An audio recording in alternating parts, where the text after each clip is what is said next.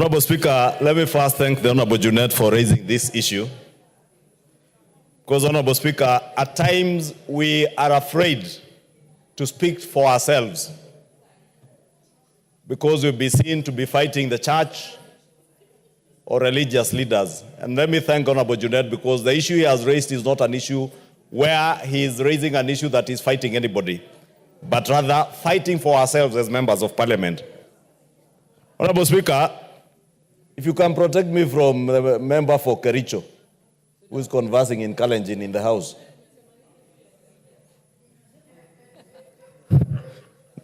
The book of Hebrews, Honorable Speaker, 13:16 says, but to do good and to communicate, forget not, for with such sacrifices God is pleased.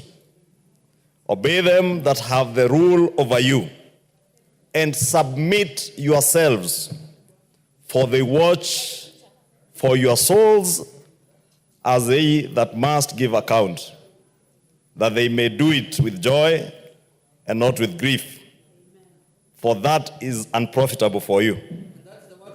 That is the word of the Lord. And that word, Honorable Speaker, is the word I would like to remind our religious leaders, including my own moderator of the Presbyterian Church, the Reverend Thegu, whom I saw last night on TV admonishing this house that this house is captured, that when the executive wants us to pass bills, we pass them with lightning speed. Of course we pass them with lightning speed because that is what the people elected us to do. And we do that because we are actualizing the manifesto of what we sold to the people of Kenya, because we want to remain true to the people and to God.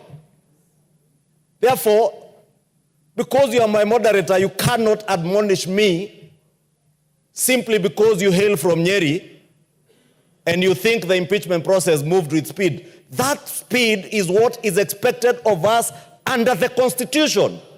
The Constitution gives us timelines as to when and how you prosecute an impeachment process.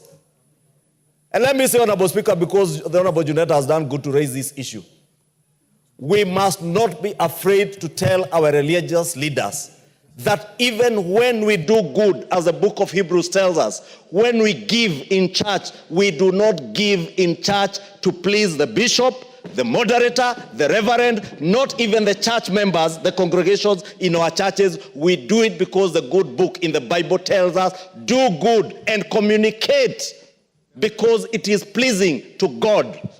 I never go to church to please my bishop. I never go to church to please my moderator. I neither go to church to satisfy the whims of my reverend. I go to church and do what I do because it is pleasing to my God, and we shall continue to do it. And if our religious class imagines they can intimidate us, I have never walked into a church, Honorable Speaker, and asked a single religious leader to give me an opportunity to speak to church. I am glad I patronize a church that's not one of the mainstream churches in Nairobi, together with the member for Kimani, the Honorable Kakai Bisau. And we go there and we sit in church, we listen to the sermon, and we leave. We never seek anybody to give us an opportunity to address the congregation. When they are fundraising in church, I have never seen a single politician invite himself to a fundraising in church. But the church leaders must not make it look like we invite ourselves to churches to contribute money. We have many other places we can take this money.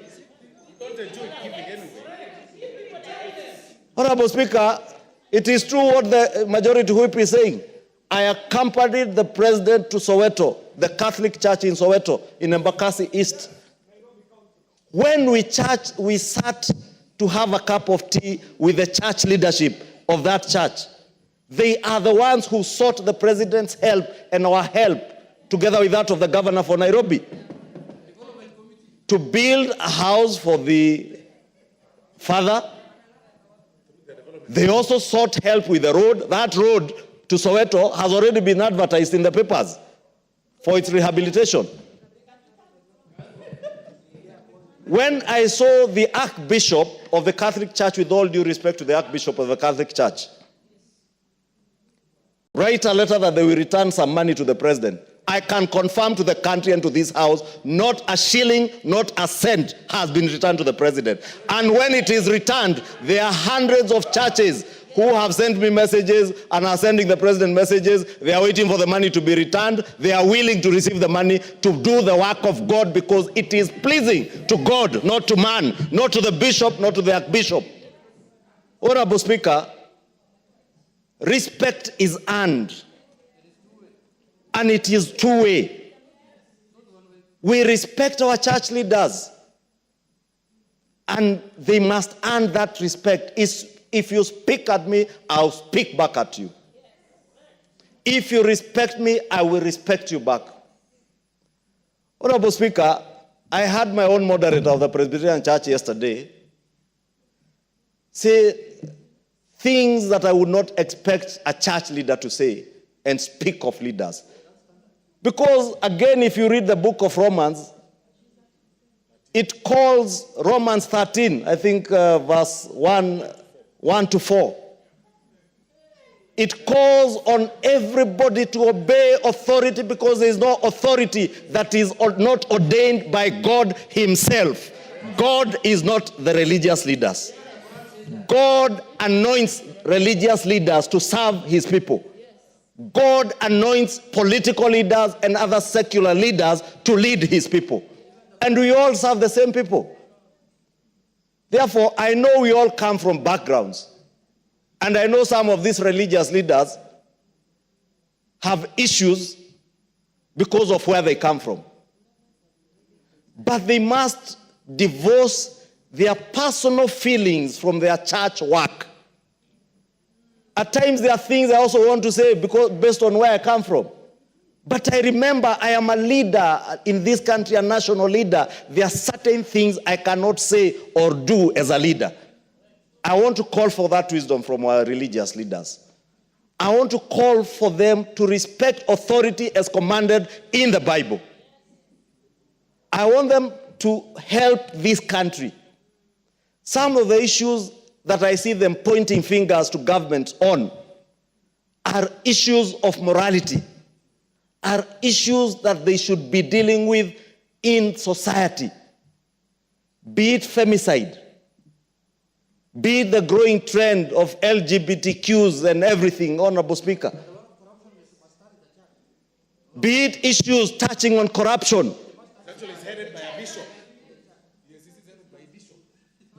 I hear members saying even the anti-corruption, ethics and anti-corruption commission is headed by a bishop. Yes. And a good bishop for that matter, and we wish him well. But all these societal challenges are challenges of society that we must address them together as leaders. Both the political leadership and church leadership, or religious leaders, not just church, even our Muslim leaders. And I want to ask our leadership to work together. We cannot deal with the issues that we have seen, the challenges we have seen with femicide, challenges with our children, without working together. Honorable Speaker, our schools, if there is some moral decadence, it begins from our schools. Many of our schools are sponsored by churches. And even public schools, we have made effort in numerous public schools to be under the sponsorship of churches under the chaplaincy of churches. But that is where the rains are starting to beat us. The only reason you see men doing the kind of bad things they are doing to young girls is because there's something we lost in our moral upbringing. Not just as men, but as a society. But that is the work of the church. Where is the church? I do not see the church in those issues. The church now is more in politics than anything else, and we welcome them to politics. Indeed, this house that they are admonishing has elected bishops and reverends and others nominated, like Bishop Kosgei. Canon Naomi of the Anglican Church is a deputy whip who whips members to come and vote for bills because that is what they are elected to do. Therefore, let me just thank Honorable Junet, Honorable Speaker, but with tremendous respect, ask our church leaders. When you point a finger at a leader, look at the four that are pointing at yourself. When you admonish corruption, don't just talk about the fight against corruption, practice it. It cannot be that my money when I was a business person, and I am still a business person, was not corrupt money, but when I'm elected as a member of parliament, now I am told this is corrupt money. It can't be. You know, it is so interesting, Honorable Speaker, that they are now even choosing which political leader to speak, which one you can receive money from, which one you like, which one you don't like, which political party you like, which political party you don't like.